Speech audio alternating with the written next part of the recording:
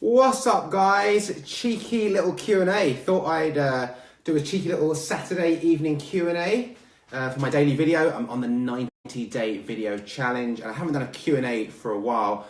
I've been getting quite a few messages in the old Insta, on the Facebook page and the email. So I thought I'd jump on live, get to it. I did a few Q&As with Max from the 2 Meal Day, but haven't done a solo Q&A in the old spot for quite a while. So, thought I'd get to it. Why not? If you're jumping on, say what's up. I hope you're having a good weekend. I bet if you're watching, your Saturday isn't as crazy as mine, right? As you can see, I'm partying up hard, going mental at home. Obviously not, having a chilled one. But yeah, got some questions to get to. So if you jump on, say hi, hit like, hit love, all that jazz. If you have any questions, drop them in the comments below and we'll get to it. I'm gonna start riffing on the ones that are here and then we'll just start mixing it up and having some fun. But let me get into a riff fest. The computer's here, the iPad's here, the iPhone's working. Let's get to it. All right, first question I got, this one's from Instagram, says, is it possible to get a six-pack within 3 months, and if so, how? With no other information. That is a very broad question without any background information. I don't know where you're at. If you're maybe toitering around 13%, 14% body fat, yeah, it's possible. If you're at 25% body fat, no, probably not, unless you starve yourself. So the bottom line is getting a six-pack, if that's your goal. I did a video on this, so check out my 90-day video challenge. One of the videos is how to get a six-pack.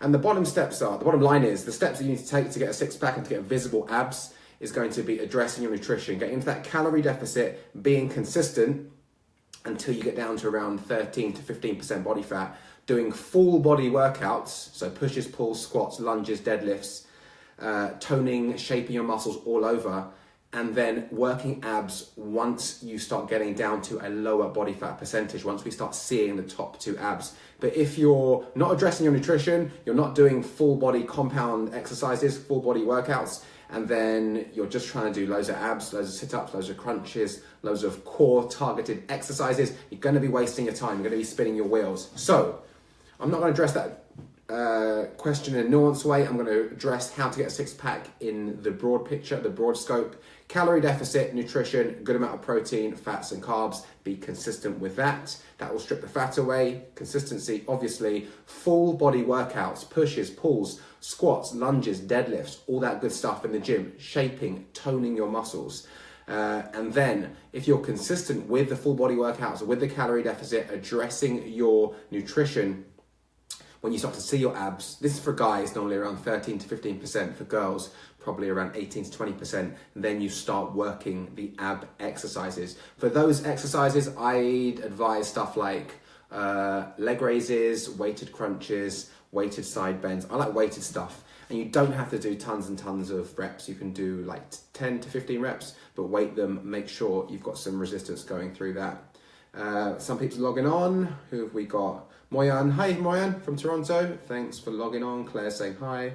Claire, you're asking, how do you find out your body fat percentage? There's a few ways. You can get a trainer or a coach who knows what they're doing and get the calipers and do about 6 or 7 areas, like the thigh, the tummy, the back of the arm.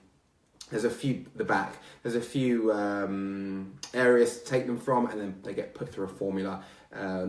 And that's kind of accurate. You can jump on one of those machines that either a Biopod or whatever it is, where your hands, or you can stand on a scale that does it. Again, that's not very accurate. It's going to be the least accurate way of reading a body fat percentage. Or you can go and get a DEXA scan, a DEXA, which is actually a bone density scan, but it also gives you a body fat percentage. Although that is probably going to be the most accurate, that's still not going to be 100%. Actually, no, there's one more, and there's hydro water testing. But again, those last two options are going to be very expensive. So, Claire, my advice to you, if you want to work out your body fat percentage, would be go online, Google female body fat percentage examples, and compare yourself to one that you think you're about, and then from there you can put that into formulas or whatever way you're working out your calories and macros. 6 online, if you are watching, you can hit the like, or you can hit the love. But yeah, they're the 4 ways to find out your body fat percentage. Get someone to do them with calipers. You can use one of those Biopod electrical feedback machines, but they're whack. That's a technical term, not very reliable. They will change depending on what time of the day, if you've eaten water, blah, blah, blah. You can get a DEXA scan, a bone density scan, expensive. Or you can go hydro water testing or whatever, where they suspend you in water. Again, expensive, hard to find. So I'd say the easiest and most cost efficient would be going online, finding examples of female body fat percentages, comparing where you are to where they are, and hopefully you'll have a ballpark figure. The second question that I got through an email is, please help, I don't get calories in versus calories out when it comes to exercise. How do I know I'm eating enough calories if I'm not inputting what my heart rate monitor says? What if I've burnt 300 calories, but I don't enter it, but I still eat my 1400 calories regardless, that I may have burnt another 300? Am I understanding that right? So basically the question is, should I input calories burnt on a machine, on a heart rate monitor, on an activity tracker? And the answer is no. Why? Because these things are not accurate. They're not accurate. They don't know all your stats, your background, your body fat percentage, your height and weight and all this stuff. And if they do, they're still, again, giving you a ballpark figure. So my advice to anyone is, use an activity tracker to measure your steps. Easy. Use a heart rate monitor if you want to keep your heart rate at a certain target for a workout, maybe if you're a triathlete or a runner or a swimmer. But if you just need to lose body fat and tone up, get into the calorie deficit number that you've obtained either through a coach, either through an online calculator, either through working out yourself, and start hitting that number regardless of how many calories you think you may or may not be burning. And then from the feedback you get by tracking your weight, weekly average weight or daily average weight, your measurements and photos, you can adjust. If you feel like you're losing weight or body fat too fast, then you can up the calories. If they're not losing body fat or weight fast enough, then you can bring the calories down. But you have to be consistent for at least a week, 2 weeks to start seeing where you're at. But the bottom line is, don't put calories that you've burnt on a machine, on an activity tracker, on a heart rate monitor back into MyFitnessPal and then think you can eat back those calories. A lot of the time that calorie number will be whack. It'll be out of it'll be out of whack. It won't be accurate. You might put in more calories than you've burnt, then you're back into a surplus or maybe maintenance, you're not losing any weight and it's a bit of a shit show. So bottom line is, the calorie deficit number you've got to lose weight and the macro number split that you've got, the macro ratio split, hit those, be consistent and adjust from your feedback. Adrian has just popped up. Hey Adrian, how's it going? Just came across your videos today, really informative. Thanks for uploading. Do you trust Strava? Hang on, that's just disappeared. Is it okay to wait? Hang on, sorry, my iPad's frozen. Sorry guys, I've just lost that comment. I don't know where that's gone. Marianne's just popped up. Is it okay to weigh yourself every day? Adrian, I don't know where that comment's gone. I have to see. It's just lost. Let me get back to that if it pops back up. Is it okay to weigh yourself every day or even several times a day, or do I take the lowest figure? Okay, you can weigh yourself once a week and have an average weekly weight that way, or you can do an average weekly weight by weighing yourself every single morning. You wake up, get out of bed, go to the toilet, jump onto the scales, log your weight straight away. On a Sunday, you'll have 7 weights. Add them all together, divide it by 7, that's your average weekly weight. Marianne, is Marianne? Yeah, Marianne, don't weigh yourself several times a day, that's ridiculous. You just wake up, toilet, jump on the scale before you eat anything, log that on your notes on your phone or write it down, and then on Sunday you'll have 7 weights, or add them together, divide them by 7, that's your average weekly weight. Guys, 11 online, if you haven't hit like. I don't know what happened. My comments have just gone, which is annoying. Okay, back to the questions. Okay, third question I got, this on Instagram. Is bodyweight training as effective as using weights, doing weight training? I want to tone up and lose weight. Bodyweight training has its place, and if you're new to exercise, it's a great place to start. You can be doing like bodyweight squats, lunges, push-ups, and I'll use that in the foundation of training someone, in the basic stages, and also creating, good form with exercises. But in my opinion, if you're in this for the long haul, doing weight training is always going to give you the biggest bang for your buck, the best return on your investment, because you can progressively overload that. You can still progressively overload body weight training. For example, if you're doing 15 squats one week and then you're doing 20 squats the next week, you've added in 5 more squats and more volume, you're getting stronger. But weight training, you can really increase the weight incrementally. So you don't want to be jumping up like 10 kilos per week on a lift, on a bench press, or an overhead press, or a squat. But you can add in even 2 kilos each time. You can record those weights and you can keep adding weight over time. So personally, there's nothing wrong with body weight workouts. I do them sometimes. If I'm on the road and I need to get a workout in, yeah, I'll maybe do some hill sprints, I'll do some chin-ups, I'll do some body weight squats and stuff. But I always prefer weight training over body weight workouts for the long haul, for the biggest bang for your buck. Then again, if you're in the beginning stages, you haven't got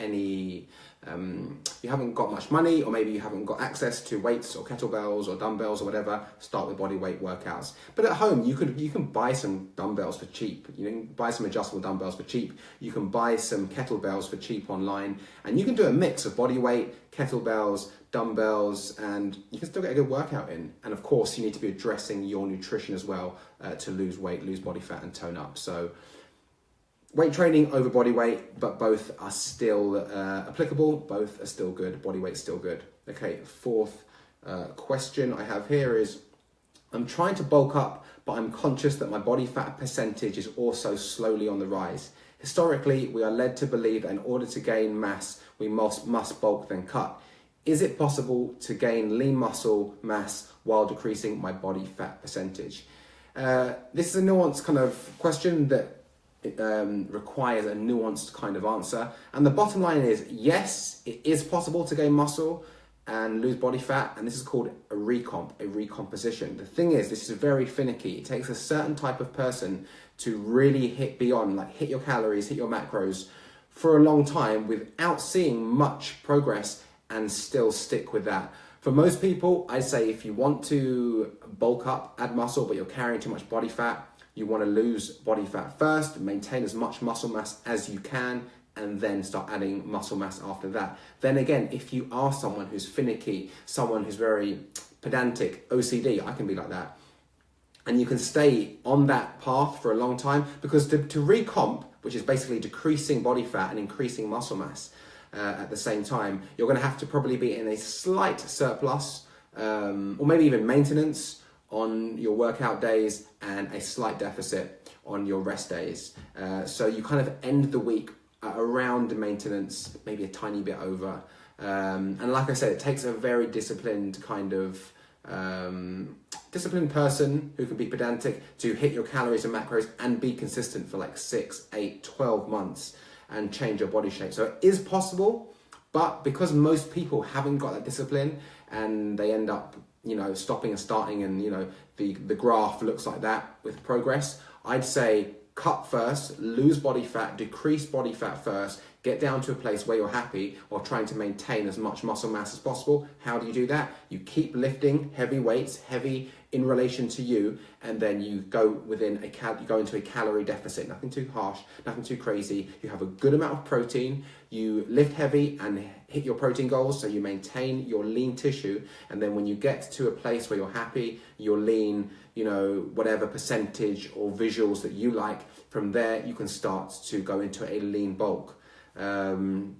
So it's a bit I can't tell you one way or another what to do. My advice would be, if you're a normal guy or gal that wants a clear-cut path, I'd say cut and then bulk. But if you're someone who doesn't mind being finicky, doesn't mind, really hitting their macros and calories perfect week after week, month after month, maybe even year after year, then the recomposition is maybe for you. But do some more research, Google how to recomp, go on YouTube. I might have a video on my YouTube about recomping, but I'm sure there's bodybuilding guys that have much more in-depth videos on recomposition. But the bottom line is, whatever your goal is, whether you want to lose body fat, whether you want to maintain your current composition, whether you want to add muscle, or whether you just want to be healthy and feel better, you should be doing some type of resistance training. You should be doing some type of weight training. And, like I said, compared to that body weight compared to weights, lifting weights, do both if you can. Like I said, if you can't get to a gym straight away, you haven't got much money, you're at home, then do body weight. If you can get to a gym, do weights, do kettlebells, do TRX, whatever. But putting your muscles through resistance is you're going to build your fibers up. You're going to be toned, lean, and strong. And it's great that a lot of women are coming around to the fact that doing weight training isn't going to make them big and bulky. You're not just going to do weights for a week and just get huge. In fact, it's impossible if you're in a calorie deficit to do that. So doing weight training, doing resistance training, doesn't matter if you're a 5'2" girl that wants to be slim, toned, sexy, or if you're a 6'2" guy that wants to get jacked, wants to do curls for the girls, all that stuff. You need to be doing some type of resistance training. And resistance training, the umbrella of resistance training covers body weight, it covers kettlebells, it covers dumbbells, it covers barbells, it covers TRX. You know, there's so many ways to do body weight training. If you like doing some cardio, some go slow cardio, do it. Use it as a supplement. If you like doing HIIT training, do it as a supplement. If you like going hiking, whatever, these can be supplements. But try and hit 3 to 4 resistance-based, strength-based workouts. When I say strength-based workouts, most of you guys, I'm using resistance, weight, and strength-based workouts interchangeably. They're pretty much the same thing. If you want to get really nuanced on it, some people watching me who are personal trainers or power lifters are like, no, strength work means you're lifting like really heavy for 5 or 6 reps and under. Yeah, it does, but the majority of you watching me just want to get strong, get stronger, get toned, get lean, and I use those labels interchangeably. But basically, doing some type of resistance training is going to benefit you tenfold. Yeah, and also you have more human growth hormone being released from training that has anti-aging properties, you know, better bone density as you get older. There are so many benefits of doing resistance training. For most of you guys watching me, working in the 8 to 12 rep range zone is where you're gonna want to be at. But yeah, the bottom line applies to most goals. It's addressing your nutrition, it's doing some type of resistance training, it's being consistent, and not jacking it in before you don't see any results. Like anything in life, things take time, right? To build a business takes time. To build a good relationship takes time. To build a good body takes time. So I'm not talking do it for 1 week, 2 weeks, 4 weeks, and that's you know, end of game, end of the road. No, this is an ongoing, prolonged progress. Sometimes you might fall off the wagon, sometimes work might come up, sometimes you might get sick, sometimes something might come up with the kids, whatever. But we're here for the long haul. We're here on this journey for the long haul. We're not here for a quick fix to get in the bikini, to get the abs for the beach, and then that's the end of it. So yeah, guys, I thought I'd jump on, do a quick Q&A. 10 people online. If you haven't hit like yet, hit like, hit love. How long have I been riffing for? About 20 minutes, which I think is a good amount of time for a Saturday night. I hope you're enjoying this. If you're out getting drunk and you're not watching this and you're watching it on the playback, naughty, naughty boys and girls. I'm joking. I'm just jealous because I'm sad and I'm staying in the Saturday night now. Sorry. Had a few beers last night with my mates. One of my mates just had a kid, so I had a little bit of a wetting the baby's head, a few beers. So back here at the computer, grinding out. I hope you guys have had a good Saturday. I hope you're going to have a good Sunday, make some good choices, do some exercise, do some meditation, be positive, be happy, enjoy the ride, all the ups and downs and all the grittiness, because of this is life. Okay, guys, I'm going to sign out. If you have any more questions for me, drop them in the comments below. Email me on the Facebook page, and even hit like and hit share, and have a great Saturday night. Peace out. Mwah.